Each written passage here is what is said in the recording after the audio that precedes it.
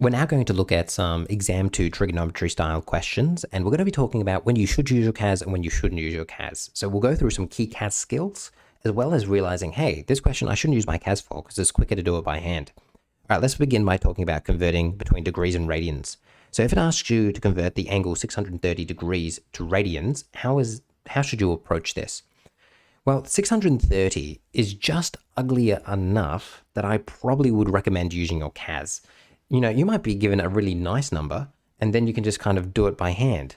But let me show you how to convert a degree to radians on your CAS. So as you can see, my calculator is in the radian mode. It's really important that you're looking to see what mode you're in. So that means if I type in 630, the calculator reads that as 630 radians, unless I come over here and I put a degree symbol. Then to convert it into radians now, I would hit this book. And now what you want to do is you want to hit the first letter that you're after. Now I want to turn it into a radian. So I'll hit the letter R and then it takes me here. Then I can scroll down until I see radians and hit enter.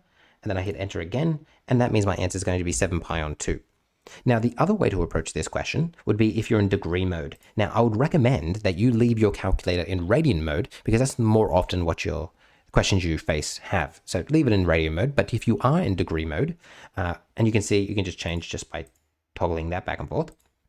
If you are in degree mode, what you want to do is you want to go, all right, I've got 630, and now it reads that as 630 degrees because you're in degree mode. And now you can just go to the book, we're already in rad, and it gives it to you straight like that. So that's how you approach that question. I'm going to turn my calculator back into radian mode as we come to the next question here. It says solve the trigonometric equations, solving trigonometric equations with CAS. So the number of solutions to this equation for this domain are which of these? So we want to solve something here. So we go here, we go menu 3, 1 to solve. You type in what you see. So I've got 4 trig sine x on 2. That plus 1 is, now I'm going to go is equal to 2.7 comma x because I'm trying to solve for x here. And now you need to specify the domain. Now, I don't necessarily want to change this from radians to degrees. So what I might do, if I want to leave it in radians mode, is I might say, well, this is the same thing as negative pi, and that's the same thing as 2 pi. So you can see, you could just do a simple translation of degrees to radians and then just put that information in now.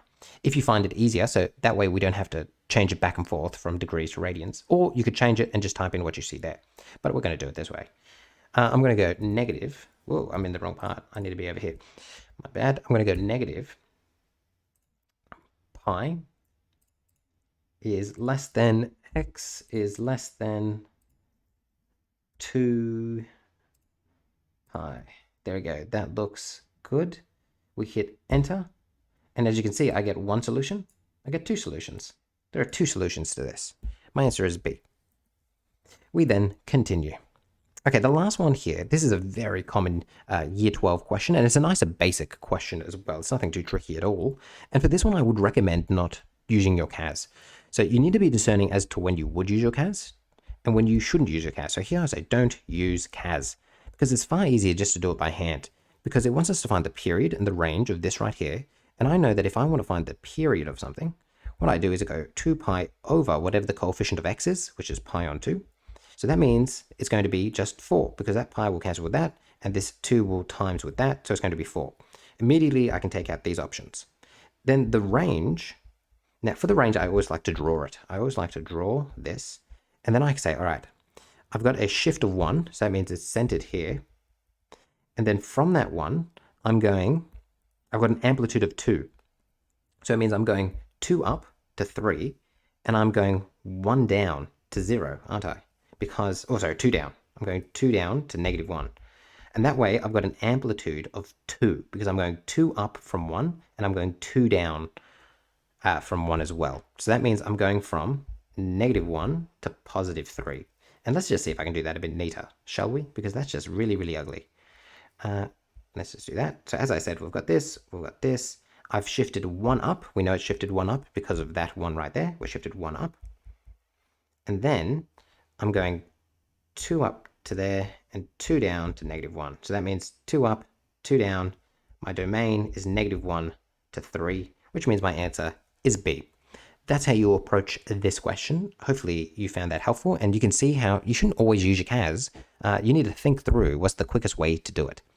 Okay, hopefully you found this helpful, and I'll see